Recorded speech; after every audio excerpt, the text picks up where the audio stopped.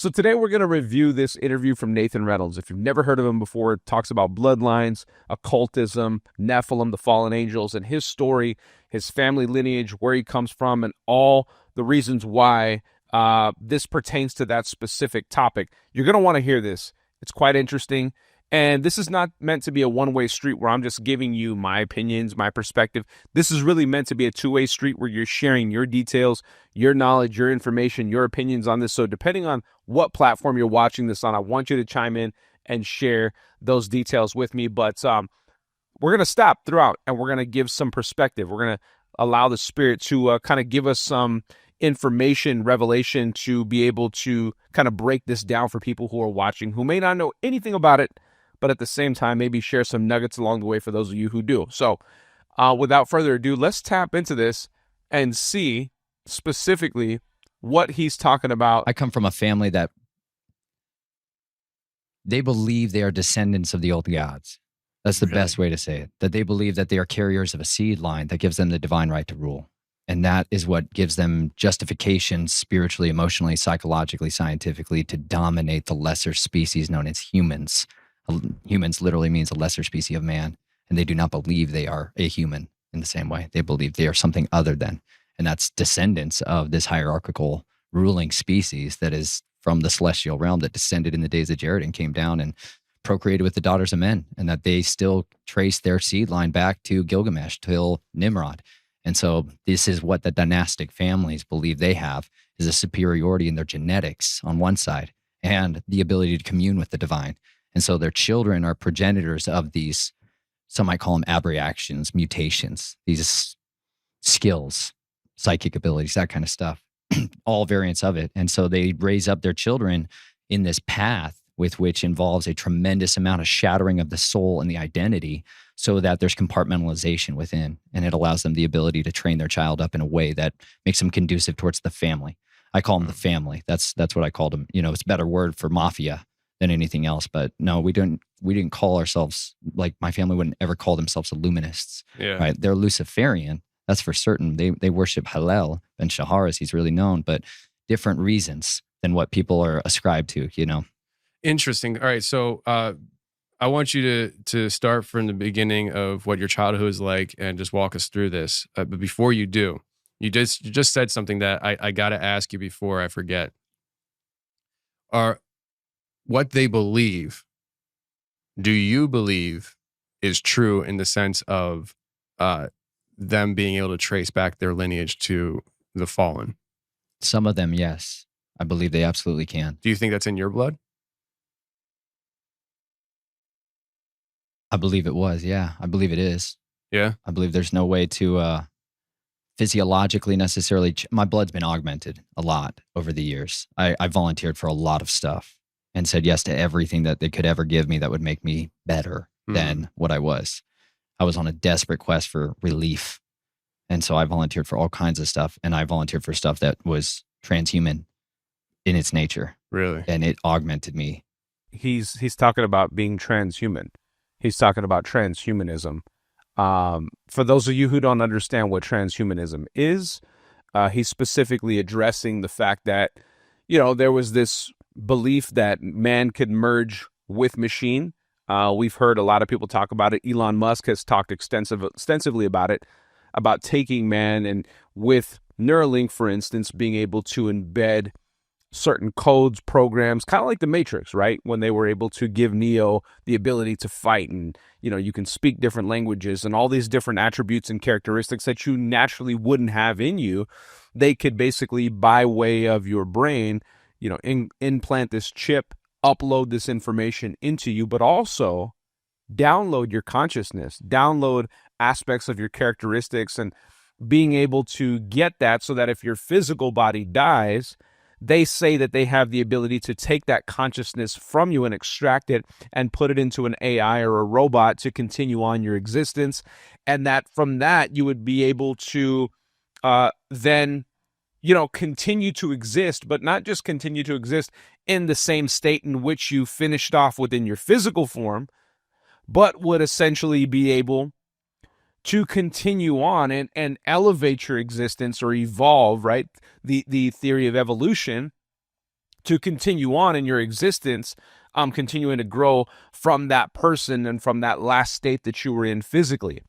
And so there is a way for them to fight against the natural laws of God, which says that you die and it's appointed unto man once to die, and then the judgment, and then move into an eternal state, which, the physical form, this form of us that is finite, that has a time limitation, that has a beginning and an end, caps off and then goes into the eternal realm and exists forever in that supernatural state that God created us to exist in forever, for all time.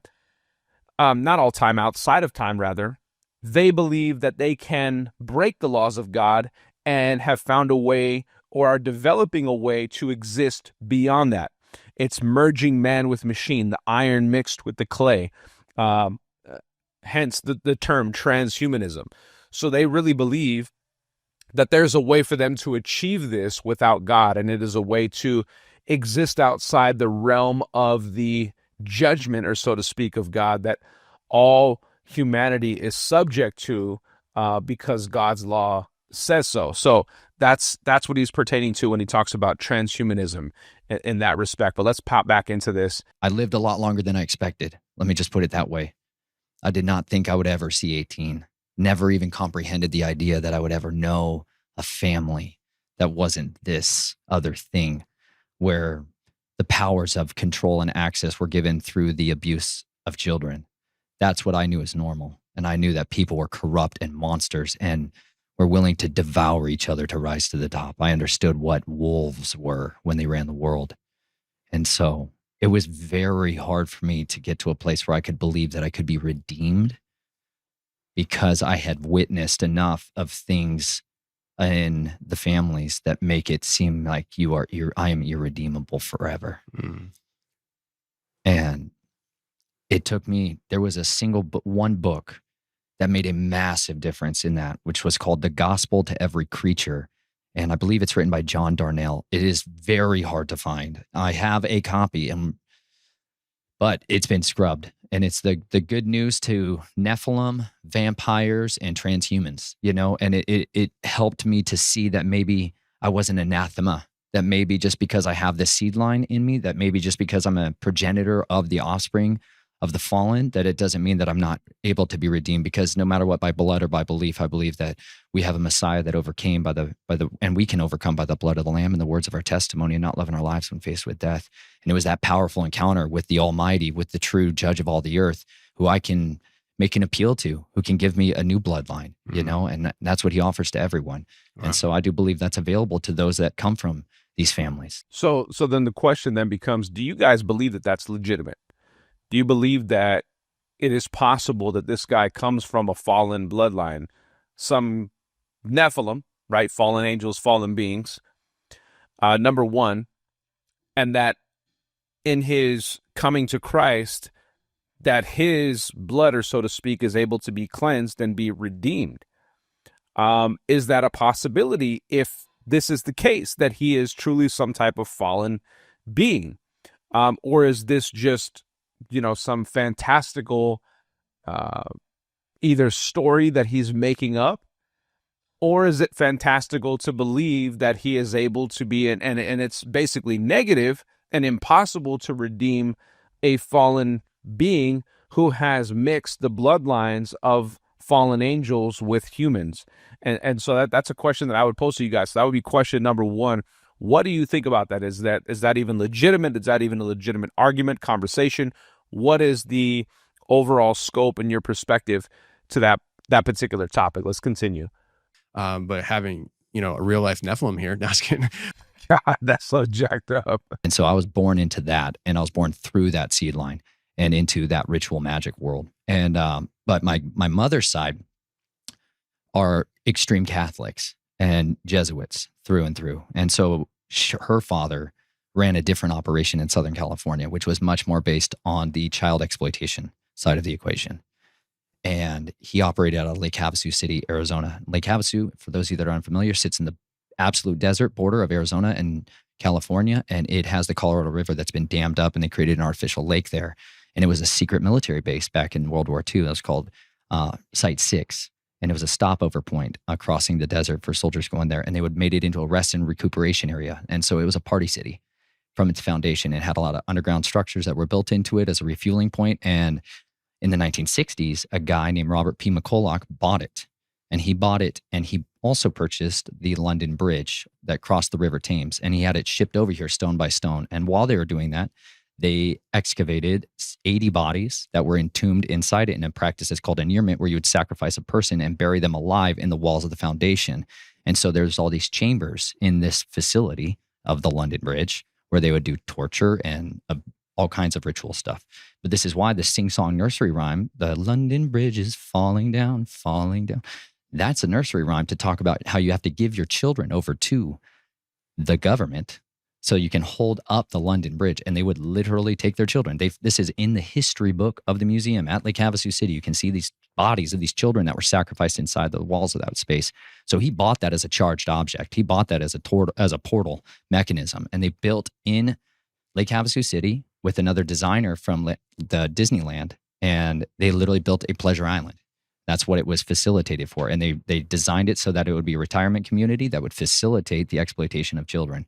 And that's exclusively what that city was founded and built for. And so the original founders of that operated out of the Knights of Columbus predominantly as a wing of the Jesuits. And if you know anything about the Jesuits, I've shared extensively, whether it be the Jesuit Oath, who talks about, the fact that these guys were commissioned to go out after Martin Luther had his radical transformation revelation of God directly, that it is not through priests or works or different things of that nature that you are saved, but directly through a relationship with Christ, because he paid the ultimate sacrifice, died on the cross, rose again, and through his blood, we have one mediator between God and man, the man Jesus Christ. John 14, verse 6, Jesus said, "I'm the way, the truth, the life. No man comes unto the Father but by me." We have one high priest, and that's the man Jesus Christ. And so, you think about all those things and whatnot. And so the Jesuits were then commissioned by the Roman Catholic Church because they did not want the empire to crumble, which the Catholic Church was essentially the Roman Empire morphed into a religion that was spreading throughout the empire that they could not control because it wasn't an army or a country that they can fight. Therefore, they morphed themselves and hijacked a religion and then proceeded on, and they still continue on to this day.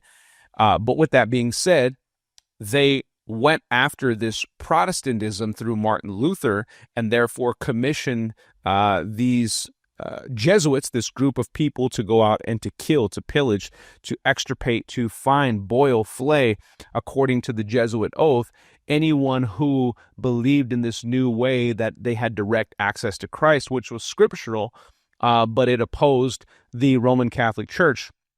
And the word Catholicos means one world, universal. They wanted this one world religion, this universal religion to exist, and for the Roman Empire to have complete and total control. And they did not like the fact that people could have direct access to God. So that's what the Jesuit belief is all about, the Jesuit order, etc. We know that Pope Francis, who recently passed away, was the first Jesuit pope to be in the papacy. And so interestingly enough, there's a lot of deep, dark history behind that. But let's continue here. With little boys, and everybody thinks they're grandchildren and nephews and nieces and all that rest. And so all along that area down there is where I would be taken from my earliest days and shattered, abused, traumatized, systemically so. But it's for behavioral modification purposes. That's the end goal of the abuse, is to shatter your willingness to resist and to break your will. And once they own you and you have been woefully convinced you can never get out, you give in. And that's what happened. I became the person who I was, died, and the person they wanted me to become was what was born out of that disgusting phoenix ashes, Wow. How long does that process take? I mean, was this like just a few years of your childhood, or was this like a constant thing throughout your teen years, or what? I mean, every individual is different. How long does it take to break a dog? That was the approach they took with me. You find out everybody has different talents and giftings and capabilities and capacities. And so in the beginning phase, a lot of it is you're just raising them up a little more normally. There's a lot of early trauma stuff that's hard to articulate and can be messy with memory. But as I got older, like 5 and 6 years old, man, it became very apparent that I had a desire for justice. That was like the sole deepest desire that I had, was I wanted people to know freedom, because I had been so deprived of it from day one. And there's this practice of switching mothers. You'll have a cult mother, and then they have your regular mom, and then they create this trauma bonding so that you'll bond with anybody that they want you to do. And this happens by taking you away from your mom and your dad constantly and giving you new mom and dad, new uncles, new aunts, right? And so you're living in this constant state of destabilization. And so it's as that destabilization happens and that patterning is built up, that's when a lot of the programming comes in to stabilize these new personalities and these new pursuits and endeavors. But I had this zealousness to see injustice stopped, and they preyed on that. And so they gave me opportunities to fight back against these perverts who were abusing children, and they would build up in me this rage, this need for vengeance, and then they would let me release that on somebody. And in the beginning, it was people I knew were bad guys I'd seen abuse children, and I would slice their throats up, man. I would tear them to freaking ribbons. And I loved it because I finally felt like I could stop something that I knew was evil. And I thought this was the way to stop all these monsters in the world. I just wanted to hunt monsters in the night. I just wanted to go down in the tunnels and hunt. And that's what they kind of created in me, this just freak of a need to hunt. And then they would bury that away, and you go back to normal life, and you go back to Christian school, and you go back to the regular life, and your parents act like it's just normal, but they're like, you got to have cover stories for why your child's all beat up and bruised and your face is smashed in. Like, I've had multiple reconstructive plastic surgeries from fights, like fighting for my stinking life. You got to have cover stories. So we would move around constantly. My parents would move us around sometimes every 6 months or not. But once you have a friend or a teacher or somebody notices, starts asking questions, or you start bonding with somebody that's outside the cult, they're not going to tolerate that. And so we would move all the time. And now my sisters on the other side, they weren't roped into this thing. I was in a male cult. This is the Brotherhood of the Snake down in Lake Havasu. But this is, my sisters weren't caught up in the same thing, but they were caught up by the family as a whole. And so this carried on, and we moved into this place called Show Low Pinetop Lakeside, Arizona. And this is where an area, they would move to these specific high places where the veil is really thin. There's a very famous story about a guy who had an alien encounter out there, Snowflake, Arizona. And this is an area where I was right on the Apache reservation. White Mountain Apache Reservation was 100 yards from my door. And they would go out into the Apache reservation to these specific high places and do these rituals and this ritual magic. And a lot of that involved. That was when it was the worst to me, because I was old enough to understand how vile what was happening, in ritual magic. And at the same time, I was the most readily influenced by the family side of the equation. I thought the family and the military was the way out, but I hated this occult side of it because I saw men become monsters physically in front of my eyes. Other things come out of people's mouths. Other things come through their eyes. Like I witnessed enough transfiguration to know that this stuff is 100% stalking in the darkness. And I don't want that to rule me forever, but it was hard to not resist. You're in it. All right. So you said you saw men become monsters. Is that metaphorically or literally? It's literally. I've seen men do nasty things like an animal, but then I've seen men become not people. Like literally not be the people. Yeah. Okay. And there is like lycanthropy, and there's these understandings of what the watchers are capable of doing that most people are just woefully ignorant of. And that's why they're perishing. It's because they lack a basic understanding of history. And one of the predominant understandings of what a watcher, specific class of celestial beings, is capable of is augmenting itself. They can shapeshift. That is by their nature. They're literally called metaschizmadzotoi in the Greek in the New Testament. And it's because he says it's marvel not, because Hasatan you could say like transforms himself. That's a good word for it. But he shapeshifts himself into an angel of light. And his messengers, his apostles, disciples, they do the same thing. And he's like, this is because they are capable of becoming anything they want to be in order to deceive on one side of the equation. And that's what they'll do. And so when people start engaging in these necromantic rituals and other stuff, and they start to seek the embodiment of these celestial ones, they can get these things on them and in them, and they can't contain them. And some of these guys who are messing with this stuff, who don't come from the bloodline, are incapable of cohabitating like a parasite, and they feed off of each other, and they can't handle it. And so that's why families are recruited from these bloodlines, and children are recruited out, even if they don't know anything about it. Like you said, Well, and I think about this from like a standpoint of personal experience in terms of watching manifestations and people being possessed, right? Talking about demonic possession and things of that nature. So I remember specifically being a young boy, being in service, and a guy freaking out. And I've seen multiple instances. This is just one of many. My dad being a pastor, and seeing him and other people pray for people, lay hands on people, and seeing these manifestations occur. I remember one specific instance. I was a little boy, and I was sitting towards the back row of the church, and this guy falls down flat on his stomach during a service and begins to slither like a snake between the aisles. Wasn't using his hands or feet, and somehow he was able to do this because he was being embodied by something that was other than human. It was supernatural, and I'll never forget it. It was the freakiest thing ever, right? It scared me straight, like, oh crap, this is actually real. And but at the same time, like he's saying, it's there's an inability for humans to be able to withstand this, because that's why, for instance, that's why this guy in the scripture who had this legion of demons inside of him, right? He was basically taken by this thing, like he couldn't handle it. And so Jesus prays for him, frees him from it, and these things needed somewhere to go. And so he sent them into these pigs, and they went and drowned themselves into the water.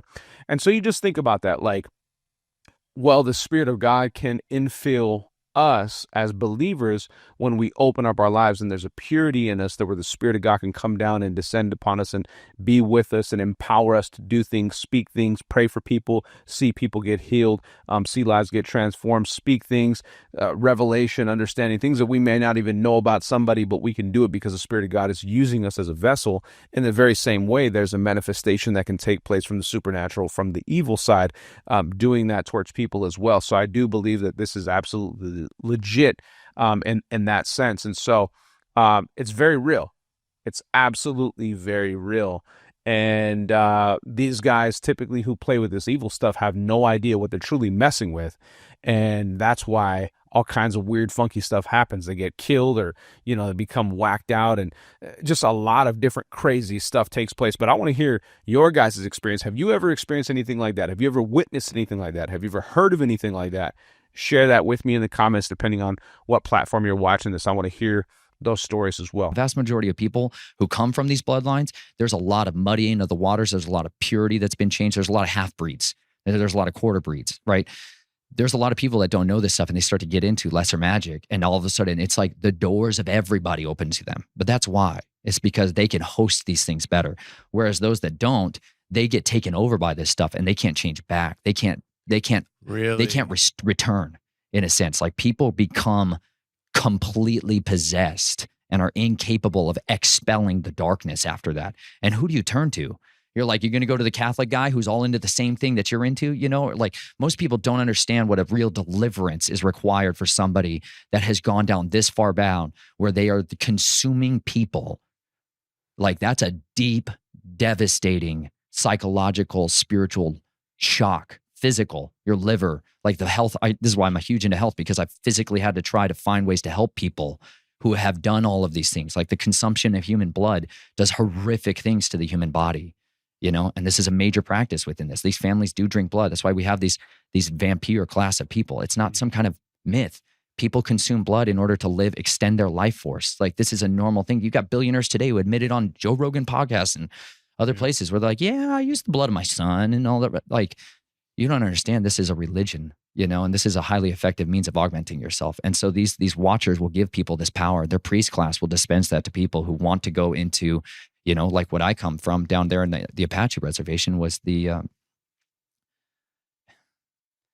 people that slip between realms and become animals. And here's another aspect that's crazy. I remember my dad sharing some stories with me about native tribes who would talk about, first of all, the reason why they would go up to people and put up their hand like this to say hello, to greet them, because they first of all wanted to verify that there was 5 fingers. They wanted to make sure that they were human, because if they had 6 or anything else, they would kill them, right?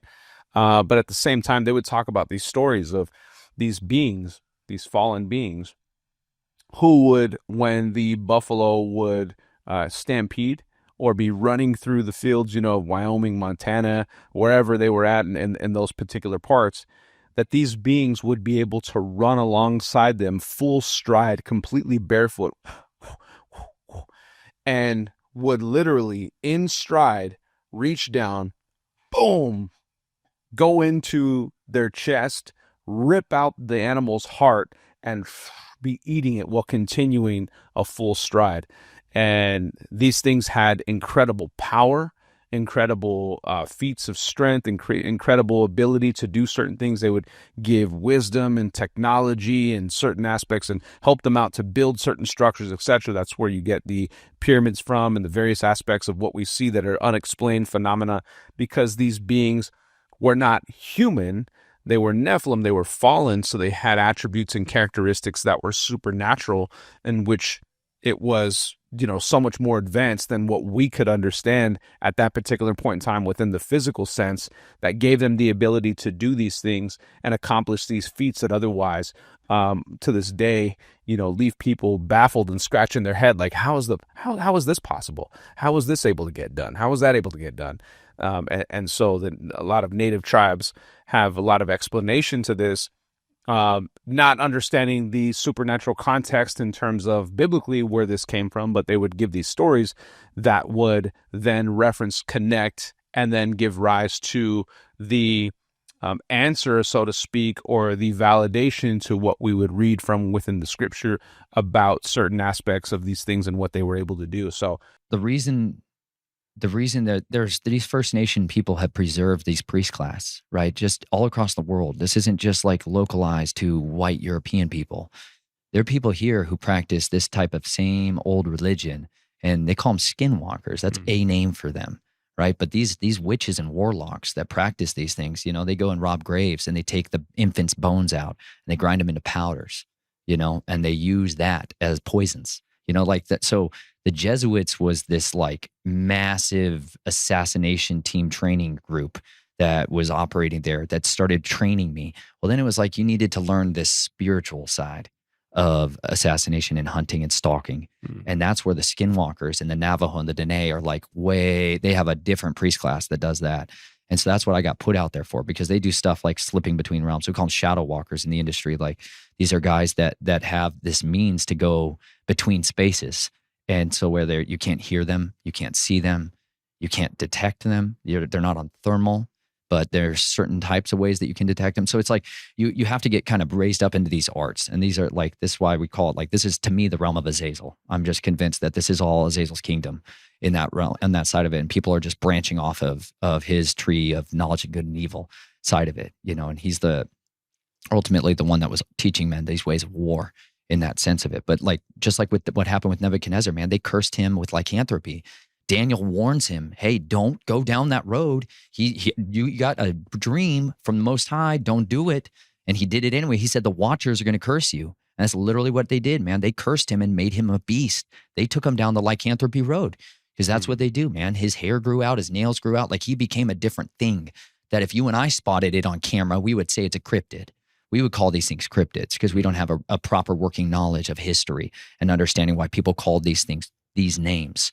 But the vampire side of the equation, they tend to be much more human masquerading, whereas you get much more feral production when people start to take this other route of becoming a beast. That's kind of the options that they give people in that world. But I believe a lot of the guys that you see out there or who are experiencing these things, they're loose assets for families. Like these are guard dogs on estates. Like that's literally, there was a training program I had to go to when I was 9 years old, and we'd go up to this farm in Michigan that was in the family, my dad's cousin, and they train all of these police, military, law enforcement, and VIP protection dogs, but then they have other cages that are man-sized cages for other stuff because that gets brought in by the families, and it's like some of these are people that are just beasts, like physically people that are like not like the rest of us, strength-wise, speed-wise, power-wise, intelligence-wise, and then others of them are just unrecognizable as anything related to man. When a skinwalker kills, that's what you have to go through, man. I'm 9 years old and I have to stink and kill somebody with my hands, a friend, a person that I love, because my family was not somebody I loved. And so now this part to me comes off a little strange, because it's like, if you're giving these kind of confessions on camera, you're setting yourself up for investigation, number one. Is this legitimate? Is this going off the rails? This is where, and I'm not saying he's not telling the truth, because I do believe a lot of this crazy stuff actually does take place. But is he telling the truth? This makes me question the whole thing, because if there is true validity to what his claims are and what he's suggesting, then this leaves him open for investigation. Who's this person? Who are these people? How many others were there? And it gives rise to those types of things. But this next section that I want to tap into is in regards to the deep underground bases and technology, which I think is very interesting, gives rise to some of the confirmations and conversation that Tucker recently had. And this has been going on for quite some time. Some of you who watch my channels have seen the video that I put out showing one of those bases as they enter into the bottom of it and whatnot. But they're saying that this is connected. There's over 170 of these locations throughout the U.S., all interconnected by some type of transit system where they can easily access each of them, all underground without ever coming up. So let's check this out real quick. There's cardinal points across the earth, and you are well aware of this, but there's cardinal points where the veil is thin. It's like a real thing. It's not like some kind of like, it's a reality. It's like a physical, scientifically documentable event that takes place in some of these places. And that's why he chose that spot. That's why people, if you start to go to this place called Garden of the Gods, it's this gigantic sandstone feature that just sticks up at the base of 14,110 foot Pikes Peak, this massive mountain. That's where Colorado Springs sits. And then it's a confluence of all these springs, these incredible hot, well, mostly cool water, but mineral rich springs called Manitou Springs. That's where I ended up going to high school. And it's the highest concentrations of witches in the United States per capita occupy that area, because it's a gigantic tunnel system that has been there from before the days of old, always been there. People have been there, and they've been doing these kinds of participatory acts. Well, the United States military moved into there on a huge degree in the 1940s and began to build during the Cold War, they began to build a lot of tunnel systems. And this is where the continuity of government operations headquarters was going to be when it came to the central part of the United States. And so that Denver is ideally situated because you have the Great Plains to the east, and you have these gigantic cascades of mountains, the Rocky Mountains, as a shield behind you. And so that's why the continuity of government, if it ever relocates from the East Coast, it will go there. And that's where the base of major military operations has embedded itself. And so when somebody stumbles onto something that might be a training, like you call it, like these are just basic kit that a lot of our soldiers have that's just not on the TV yet, where soldiers are needing to be stealth technology, or they're rubbing thermal creams on themselves to hide from any type of thermal imaging software. This is like low end of the tech side of the equation. But Fort Carson, which is where I was stationed, that is a massive military base. And that's where, but abreast to that, there's 6 military bases surrounding Colorado Springs. So it is a gigantic ring of this, including deep underground military bases and stuff that goes up to Denver, and that's interlocked all the way up to Wyoming, where all the communications cables are for the entire country meet. So it's a really big area for all of that. And then you have all of this spiritual side of stuff that starts in the mountains, in particular in the Front Range and Rampart Range Road. So like my family ended up moving into this little town just outside of Colorado Springs, and like giant 5-pointed star, cardinal point, where everyone gathers on the high days, all the witch crap, right? All that stuff goes on in there, and that's embraced out there culturally. It's like the norm, and it's like normal that your children are part of this stuff. And so it's good to raise children in sick families in that environment. So that's what that hub caters to. Whereas Colorado Springs on the other side is focused on the family, and it's like diehard Christian side, and it's like, yeah, but all the creepy occultist people are on that side in Manitou Springs. We keep them over there where they have their coffin races and all the rest of it, Wow. So we're gonna do an overtime with you. We're gonna focus heavy on the military experience, but I'm assuming the answer, and it's just a yes or no. You don't need to go detail.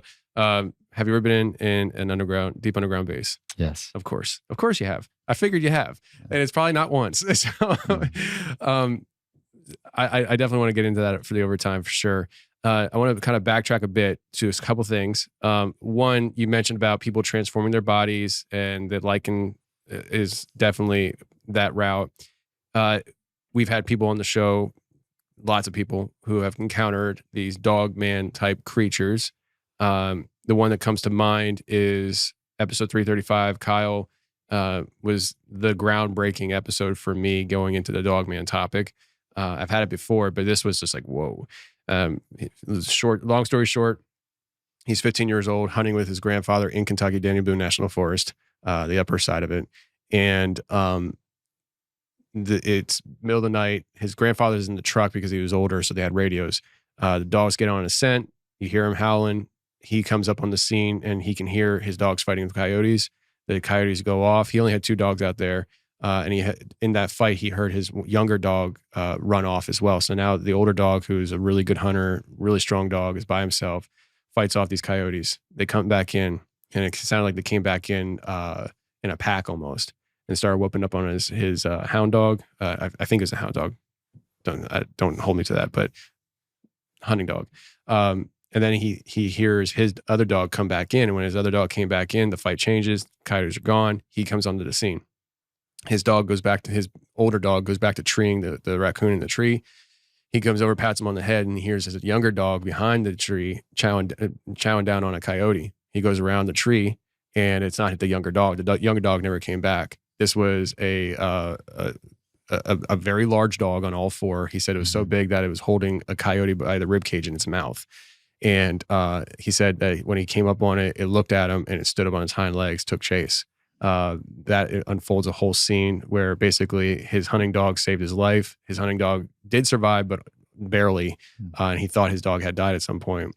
That story that he shared on the show, is there any way outside of what you shared that it could be something else other than somebody that transformed from human to upright walking dog, that maybe was one of those people who weren't able to handle that and could never change back? Is that in your mind what that would be? Or do you think that there are actual creatures out there that maybe come from other realms, or maybe just like some people? I don't personally subscribe to the idea that Bigfoot's just this hairy primate that we can't catch. Yeah. I think there's more woo-woo stuff to it.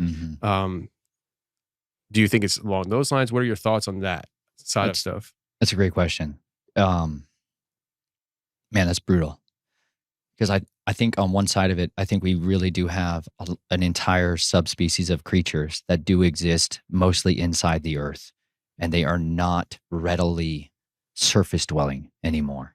And I do believe, like in Lake Havasu City, Arizona, man, inside the London Bridge is a massive room, like a throne room, where they engage in this magic. But this brotherhood of the serpent, they call upon Nahash, the dragon. And would that be in normal terms Satan? Yeah, most people know him as Satan, right? Yeah. But like there is a great red dragon. Like it's a physical, that's what he looks like in reality. He was cursed, and man, he made him a monster. Yahweh made him a monster. And they would commune with these things. There's 13 grandfathers take 13 of their grandsons, and they bring them into these rooms and do these things on these specific times and rituals for all kinds of stuff.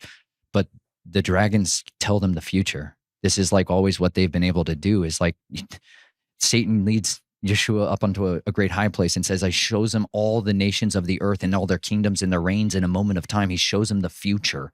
That's what they do. They can show you what's to come. This is why we get hunted by them. He knows if we're going to be part of his adversaries. He knows if we're going to be on his enemy list. And that's why he targets us at our youth. That's what so happens. So many people, they're like, why has my life been a nightmare from the beginning? It's because you have a purpose and a destiny that adversary absolutely categorically does not want to come to pass. It's a real life Terminator scenario.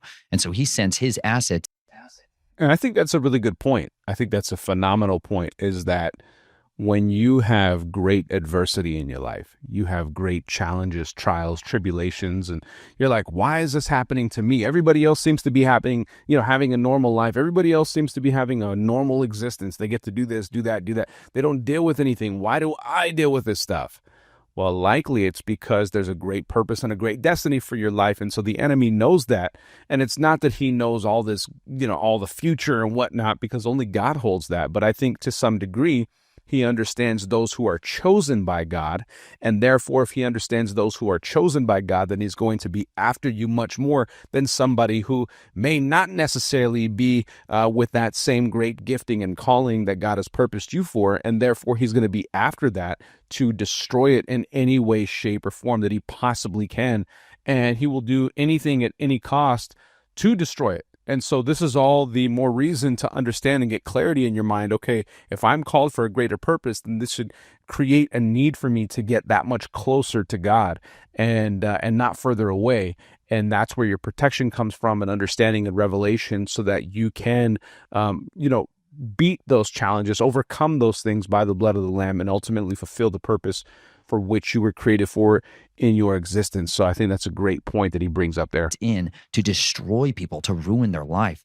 And that those meeting places happen when they sit down in these rooms and they try to call up these creatures. It's from inside the earth. It wasn't like ethereal mist. They were physical things that would come out of these tunnels, and they would come into the room and they would consume the offerings that were given there.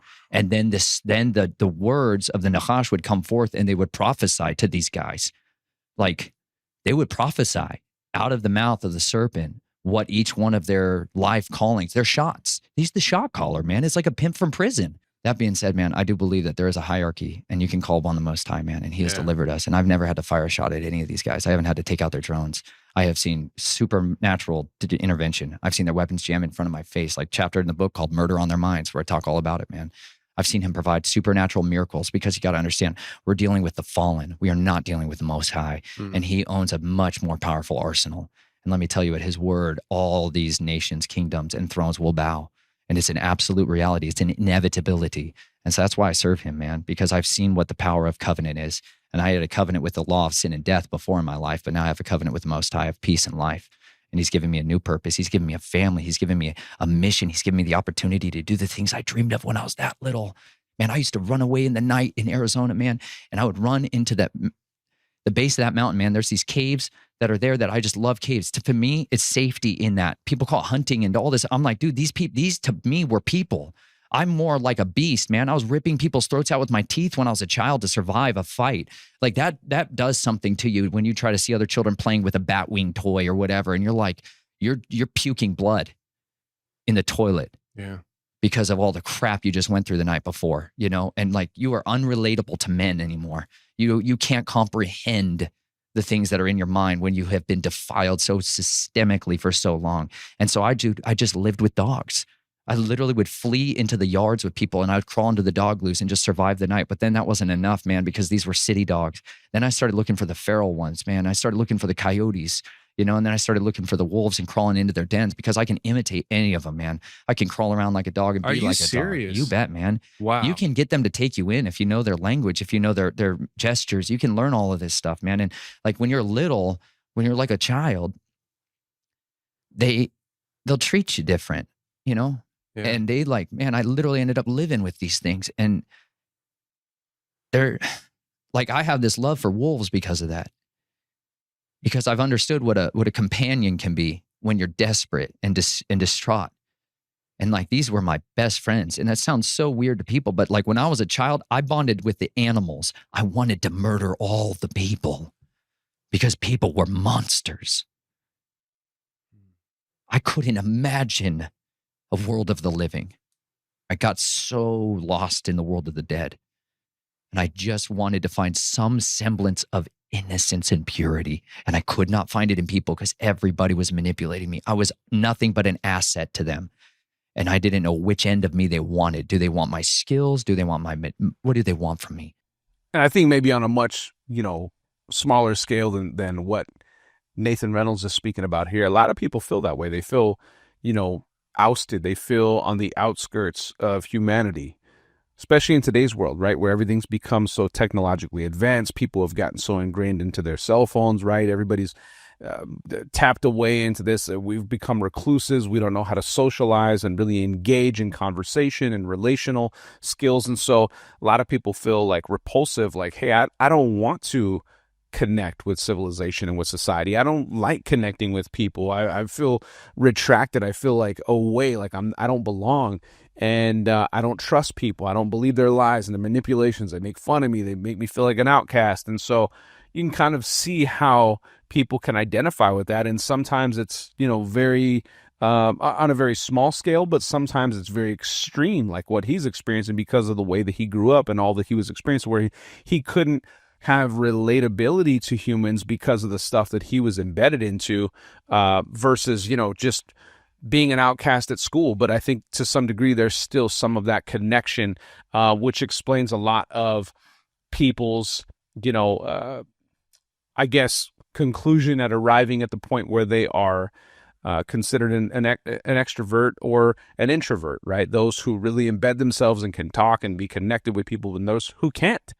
and you feel like you would be better off connecting with animals and other things versus actual human beings. So I think that gives quite an explanation to the reason why people feel that way in today's age. And I believe that's also a tactic of the enemy, right? To isolate. The enemy seeks to isolate his prey, to put you about in a situation where you're all alone, a roaring lion seeking whom he may devour, isolating you, drawing you out to then be able to work on you, attack you, and ultimately overcome you. Like, I have a duty to continue to advance the kingdom of righteousness no matter what, and I have a duty to speak the truth, because he says in here very clearly that anything that I did in secret is going to be brought up to the light. Everything they've done in secret is coming to the light, and I'd rather be the one to bring it to the light than the guy who's my enemy to do it when I don't want it to happen. So I knew sooner or later, if I'm still going to live and have a family, I better tell people my worst things right now, as opposed to it coming to light later on when I've been trying to do ministry and trying to raise a family and just be a righteous man and trying to no longer be the gray man, you know? And that's a war that still happens internally on a regular basis, because I find cults everywhere. I find child abusers everywhere. And it's hard to turn off old, well-seasoned, strong muscles to just turn their world inside out. But you realize that there's a way that you have to do this. And anybody that's out there on the front line that's spoken about these things, you potentially do suffer the consequences of it. But you know what? At the end of the day, I'm going to advance the kingdom no matter what it costs is. I've had police surround my vehicle before. I've had experiences like that. Not for me, miraculously, but for somebody else, you know? And every time I'm kind of waiting for that shoe to drop, I felt that kind of anticipation that it could happen. It could, you know, and that's part of it. But if that starts it's going to unzip a whole lot on the things that's called discovery in a lawsuit. That shouldn't be discovered. Dang right. Yeah. And that's why these things get dismissed, because of reasons of national security. And nobody's going to have a freaking idea of what happened in there. And that's what I experienced plenty of times. Yeah. I've seen it never come to court, because that guy, like when I do blood tests, you know, like that gets sealed. Like if I tried to donate blood today, you would not believe what the heck happens to the poor guy that I hand that blood off to. Right? He's going to go through a freaking hell, and they're going to recover that because it's classified technology, what's inside there. They're like, you're not allowed to have access to this stuff. You know, like that's what a lot of these soldiers come out of these programs, and they're like, you're not allowed to give blood ever.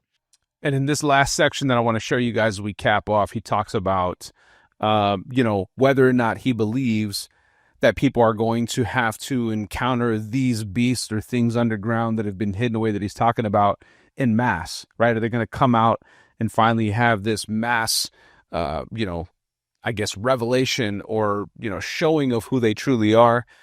What's that going to look like? And I think it was quite interesting, his answer to this. So check this out. I think the better question is what's been written first and foremost, because I can have an opinion on an idea, but it's been prophesied that this is absolutely going to come to pass. And it says a third of dominion is going to get given over to death. And this is why I say it's the underground for a reason. Like that's where they build their armies.